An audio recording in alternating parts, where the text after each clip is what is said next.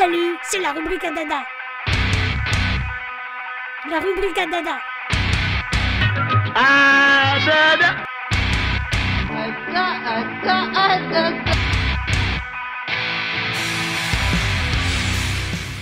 Alors là, on est en période de confinement. Est-ce qu'il y a beaucoup de choses qui ont changé pour vous?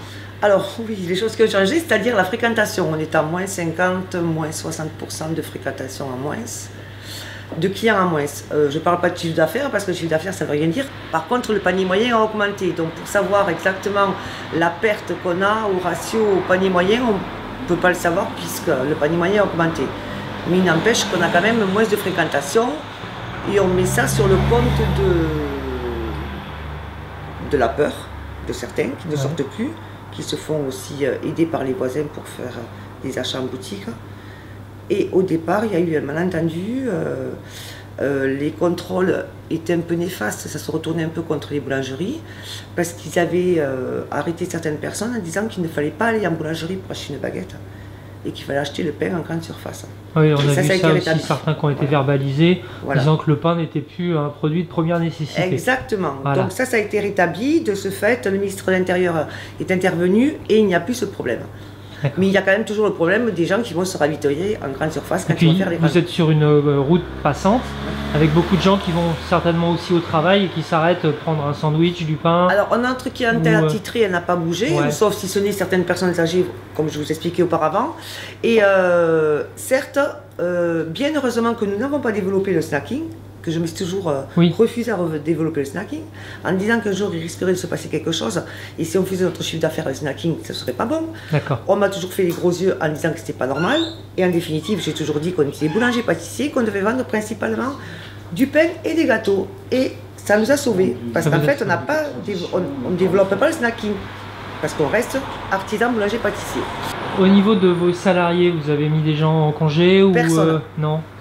Ni chômage technique, ni en congé. On s'organise autrement à la boutique, mais sinon, il n'y a personne. Par rapport à l'accueil du public, qu'est-ce que vous avez mis en place? Par rapport à l'accueil du public, on a fait un test le dimanche, quand il y a eu le confinement qui a été parlé. Le premier dimanche, je pensais devoir faire à la police. On était avec M. Yvon, le patron, à la boutique. En définitive, tous les gens se sont bien comportés. Ils rentraient un par un. On n'avait pas à dire de ne pas toucher aux vitrines ou quoi que ce soit, c'était très bien. Donc du coup, j'ai même pas fait de marquage au sol, j'ai pas eu besoin de faire la police. Les gens se comportent bien. Au début, on s'est posé la question, ce qu'on avait fait au départ, on travaillait avec des gants, mais c'était pas commode du tout, parce que pour désinfecter les mains, c'était pire d'avoir des gants, donc on a enlevé les gants, c'était pas mieux pour la sécurité. Il faut mieux avoir des mains propres. Voilà. Donc ce qu'on a fait, en plus de ce qu'on faisait déjà, on se lavait beaucoup les mains avant, et là, en plus, on se désinfecte régulièrement les mains avec du gel hydroalcoolique. J'ai vu que vous aviez aussi la petite plaque de plexiglas. Alors, aussi. Exactement, ça c'est la bonne surprise, et comme quoi la solidarité existe en France, dans certaines parties de notre territoire. C'est l'entreprise CDA de Maran qui a distribué à tous les commerçants artisans qui étaient ouverts ces plexis gratuitement. Ils ont fait le tour de tous les commerçants et tous les commerçants ont reçu ce plexi. Donc on se posait la question justement de savoir comment on allait se protéger puisqu'on n'avait pas de masque. Et du fait d'avoir ce plexi, qui est là et qui va rester tout le temps, eh bien on a eu la bonne surprise d'avoir ça en cadeau, donc on le garde. Et on les remercie vivement. Date du déconfinement à partir du 11 mai a priori. On a remarqué par contre chaque fois qu'il y avait une annonce du gouvernement, que ce soit le président de la République ou le Premier ministre, on perdait les clients. D'accord.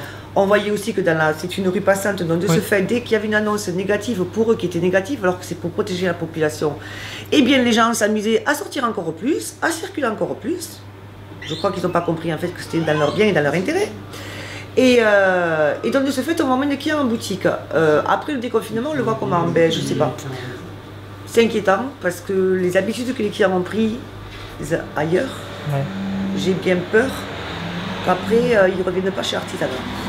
Et ce que je voudrais rajouter, c'est qu'on a été reconnu en tant qu'artisan seulement par le ministre de l'économie, qui a fait passer un message en disant qu'il fallait se servir prioritairement et en premier chez les boulangers artisans.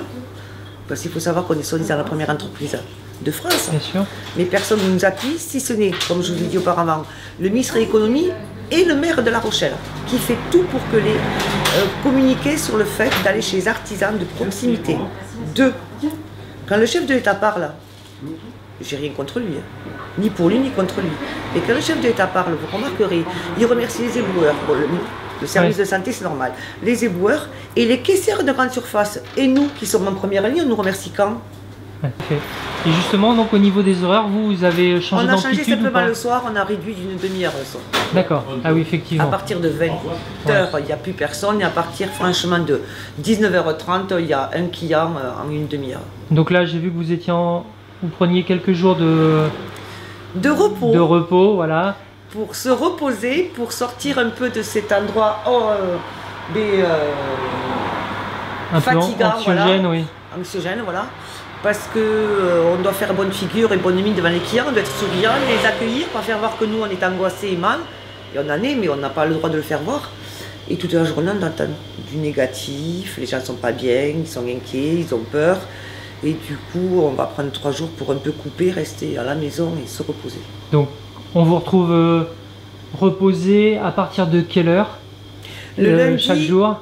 Tous les matins on est ouvert à 6h30 et jusqu'à actuellement 20h. Là on ferme 3 jours, vendredi, samedi, dimanche, et on reprend le lundi 27 à 6h30.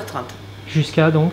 Jusqu'à 20h. Ouvert tous les jours sauf le jeudi, c'est ça? Sauf le jeudi, c'est ça. Même le dimanche, hein. Oui, même Ça, le c'est dimanche.